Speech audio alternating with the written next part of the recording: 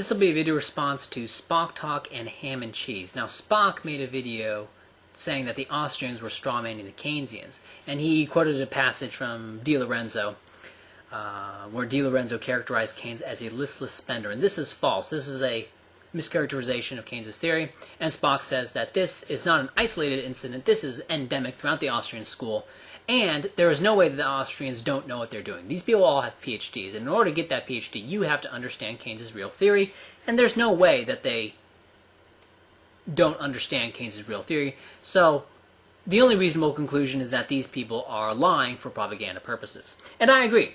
What I think is happening is that Keynes' theory is complicated, and if you start explaining Keynes' theory to people, they're just going to get confused. So you have some guy explaining Keynes' theory, and the average Joe's looking at it going, what?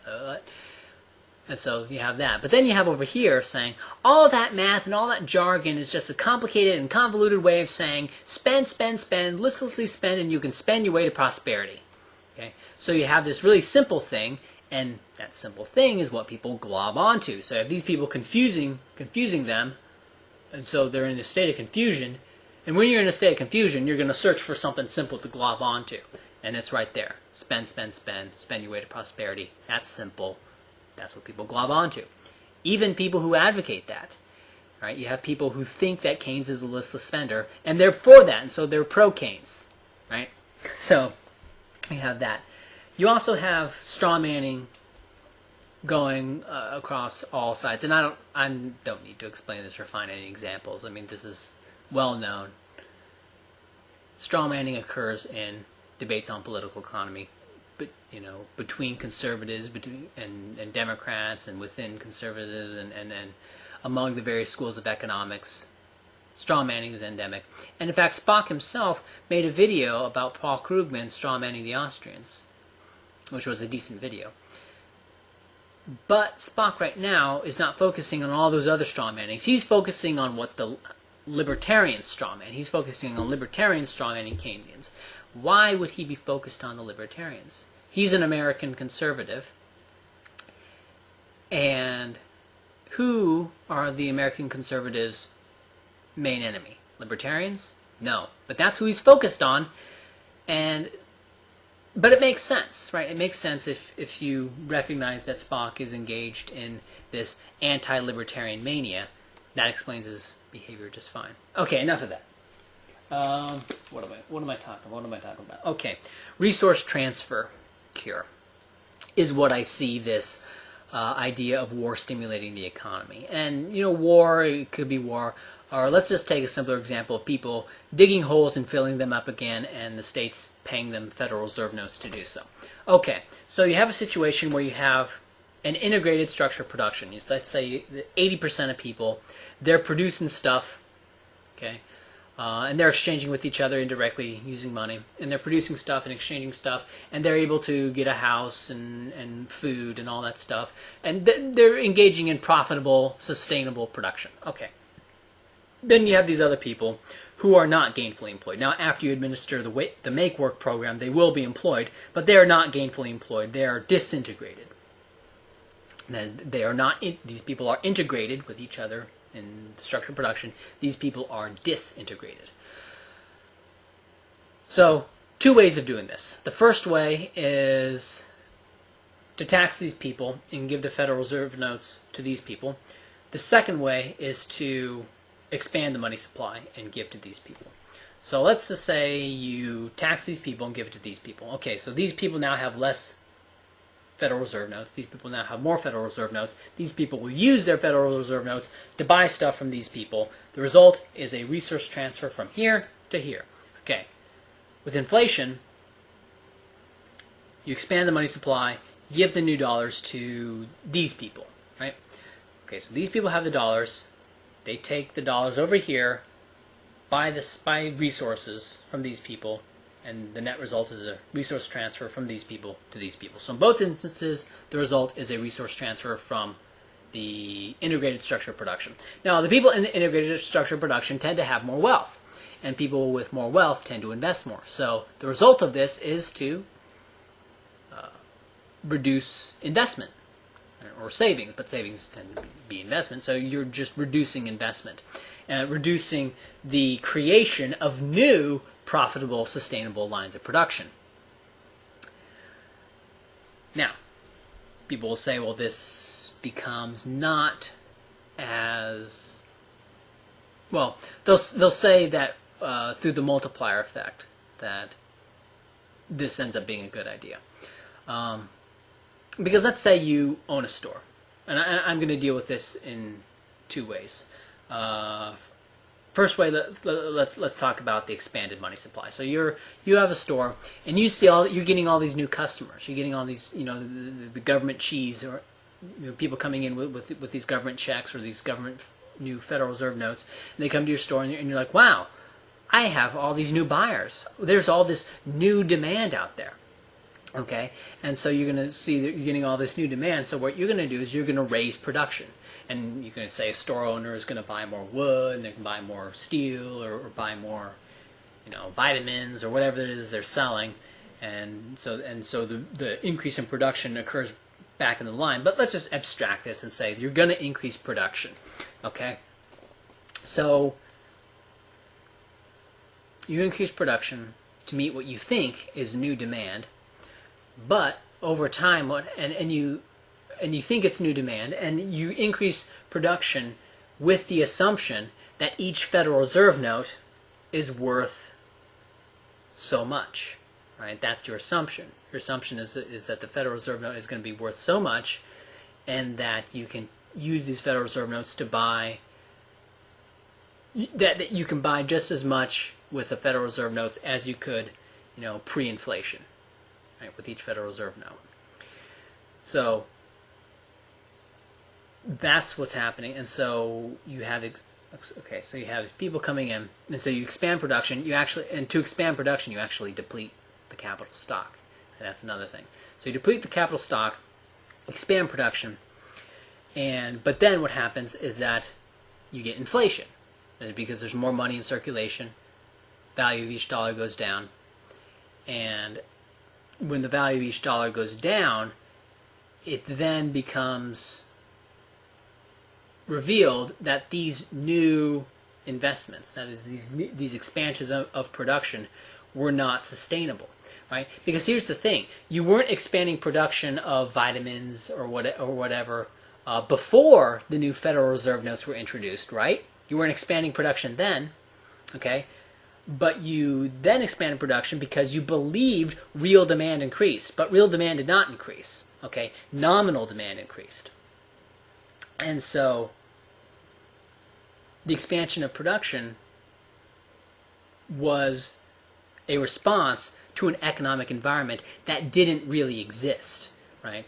And the expansion of production before the introduction of the Federal Reserve notes would not have been profitable. That's why the firms weren't doing it. But they thought it was going to be profitable when the new Federal Reserve notes were introduced. And so then they expanded production. But eventually the new Federal Reserve notes worked their way through the system. And at that point, it becomes revealed that these investments are not profitable. Right? So basically, expanding the money supply for the make-work programs just sets off the business cycle.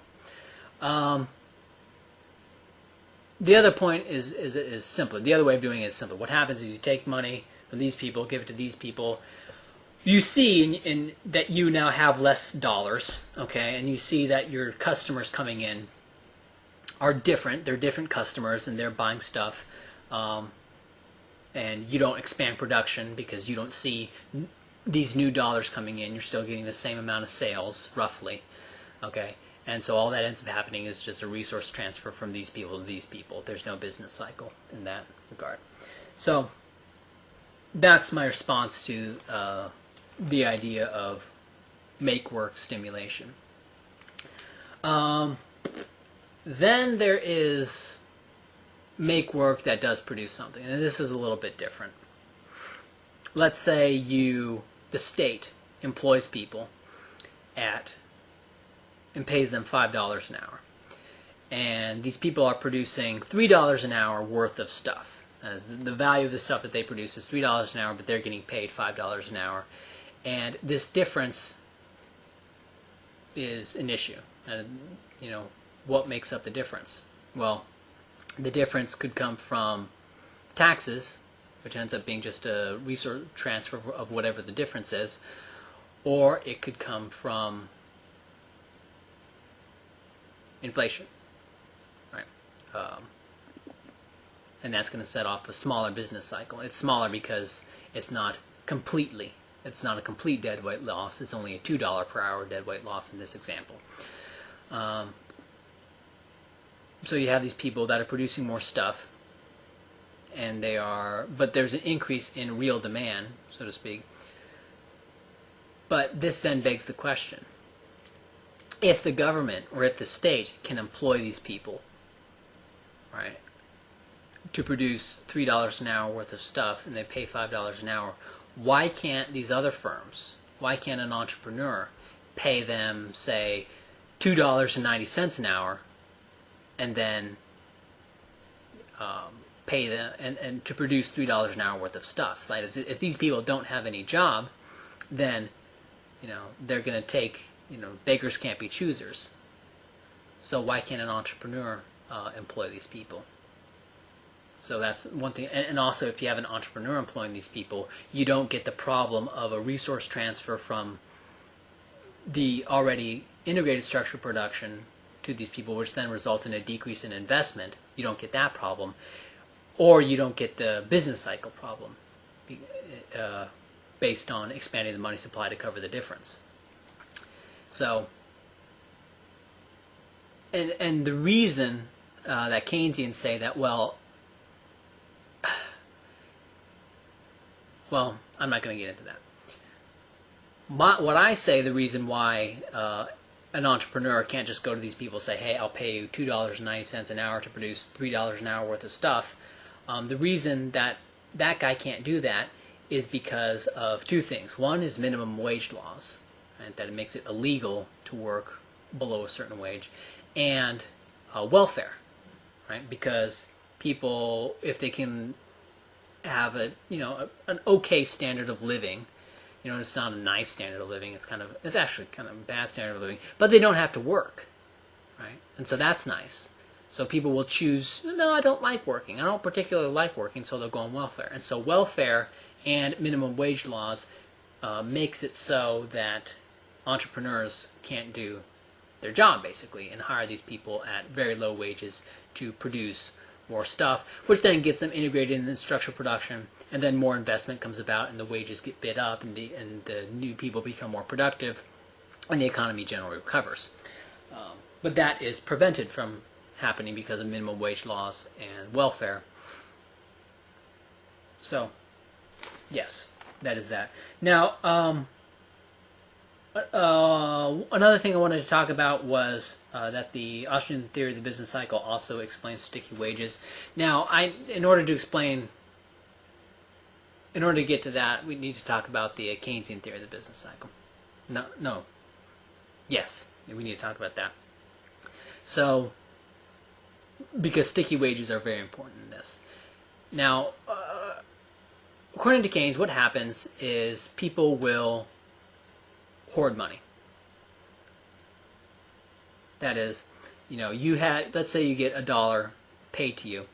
You have this dollar and you spend, say, 95 cents of it, and you put 5 cents in your pocket. And this then, and the other person then spends, of that 95 cents, they'll spend 90 cents and keep 5 or whatever.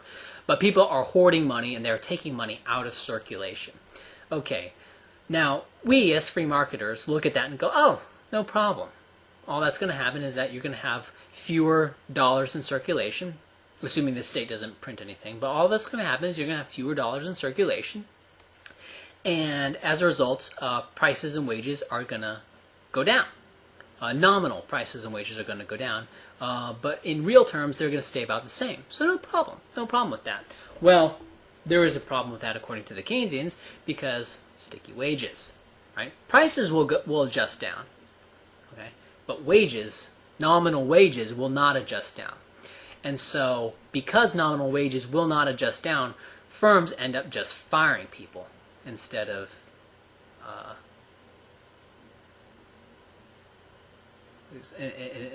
having pay cuts. And there are lots of reasons why this would be. I forget the article. Do I have it? Do I have it? Do I have it? Do I have it? It's an article by Booley, forgot his first name, talking about why wages do not fall in a recession. And in this, he talked about firms' management deciding not to have pay cuts, but to fire people. And the reason for that is that by firing people, you lower morale less than if you have pay cuts, because pay cuts lower morale for people who are in the company. But if you fire somebody, their morale may be lowered way more than if they got a pay cut, but they're not at your company, and so they're not, feelings are contagious and resentment is contagious, and so if you can just get them out of there, that's better than cutting the pay of everyone, which is going to result in resentment and all that stuff. Now, so what ends up happening here is because firms are firing, that then further lowers aggregate demand, right?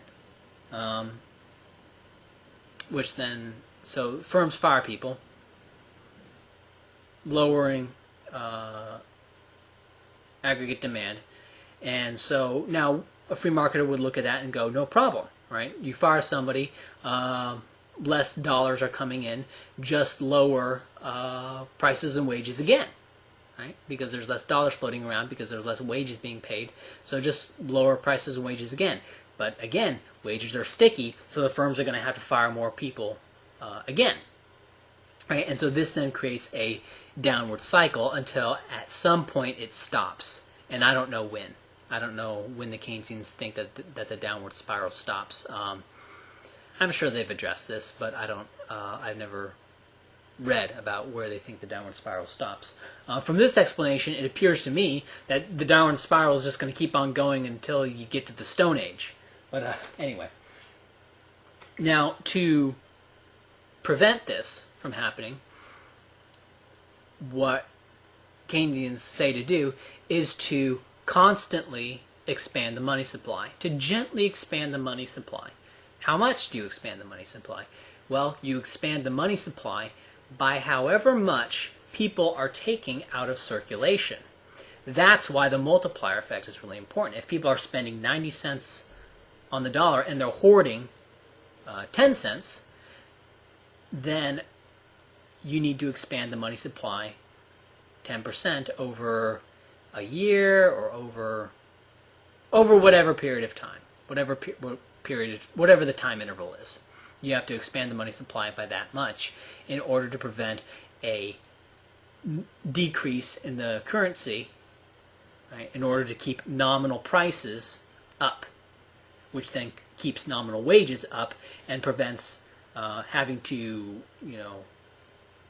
lower nominal prices, but you're not being able to lower nominal wages because wages are sticky and all that stuff, and creating the downward spiral. And so that's why Keynesians say to expand the money supply by however much people are hoarding. Right? Keep the money supply constant, or perhaps in practice keep it gently upward, because it's easier to be to overshoot just a little bit rather than undershoot, rather than keep it right on the dot. Okay. But the thing is, though, that the Austrian theory of the business cycle explains why firms fire people instead of lowering wages. Let's go back to what we were talking about before, when you have the integrated structure of production, and you have the firm saying, wow, we're getting on all these new dollars, let's expand production. Well, you expand production in this artificial boom period, you're going to hire new people for these new lines of production. When it becomes revealed that these new lines of production are no longer profitable, you're going to shut those down, and you're going to fire those people who are associated with those new lines of production. Right? But there's no reason to cut the wages of the people in the sustainable lines of production very much. Now, shutting down the new lines of production and taking an overall loss from the company is going to put the company in a kind of a bad financial situation. So you may have to cut the wages a little bit of the people who are even in the sustainable lines of production, but you're not going to cut them as much as you would expect from the overall general economic downturn, right? And so the Austrian theory of the business cycle explains the observed phenomenon in a recession of firing people as opposed to putting cuts across the board. It's perfectly explainable by ABCT. Okay. Also, last thing do I have the link on this? It's an article from the Freeman Online. Ham and Cheese really does not like this kind of libertarian triumphalism, and there's a lot of that in this article. But if you can see through that, it's a decent article talking about how in 1920 and 1921 there was a recession, but the Federal Reserve contracted the money supply, did not expand the money supply, and the recession ended rather quickly, right? Which you would expect if the Austrian theory of the business cycle was correct, and Keynesian theory of the business cycle was not correct. Okay. Anything else? Just some miscellaneous stuff at the end. Ham and Cheese did that babysitting coupon thing, and I don't know why he used this a long time ago. And basically all that happened was you had this group of people, and they would have coupons for babysitting. And if you wanted your kids babysat, you would give this other person a coupon, right? And they would babysit your kids, and then they could come back to you and give you a coupon, and you would have to babysit their kids. So you had these babysitting coupons. Well, and this all worked fine until you got to that time of year where everyone wanted to go on vacation, right? Everyone wants to go on vacation, and so how do you get your kids babysat if no one wants to take in kids and everyone wants to leave? Everyone wants to get babysitting services, but no one wants to provide babysitting services, okay? And this caused problems of various sorts, okay? Now, Ham and Cheese says that this is an example of a recession. Now, I look at this and I go, no, all that's happened is that supply went way down, demand went way up, and so, yeah, when that happens, you're going to have hardships. You're going to have the price go way up, right? You're going to have the price of babysitting services go way up at that time of year. You're going to have people, saying, all right, I'll do it, but you got to give me 3 coupons instead of 1. So I don't see, like, I don't even see how this applies to Keynes' theory of the recession involving wages not adjusting downward. I don't see how that would even apply. Maybe he'll explain how it does, but I just look at this, this is what happens when you have a concurrent supply and demand shock. So that's all I wanted to say. Also, one thing he was talking about was time-traveling Bob. He didn't say Bob was time-traveling, but what Ham and Cheese was saying was that Bob, what's happening is that when you make these make-work programs, is that you're taking from Bob in the future to give to Bob now. Now, I don't see how this... I know what he's talking about. Like, let's say you have the taxation model. You're taking resources from these people, giving them to Bob. Does Bob then have to pay these people back in the future? And furthermore, and strictly speaking, you're not taking from Bob in the future. You're taking from these people, and then Bob has to pay these people back. So you're not taking from Bob in the future. But if you're expanding the money supply and just giving it to Bob, does Bob then have to pay that back? I simply don't see how this statement works out at all. Okay, that was kind of a long video.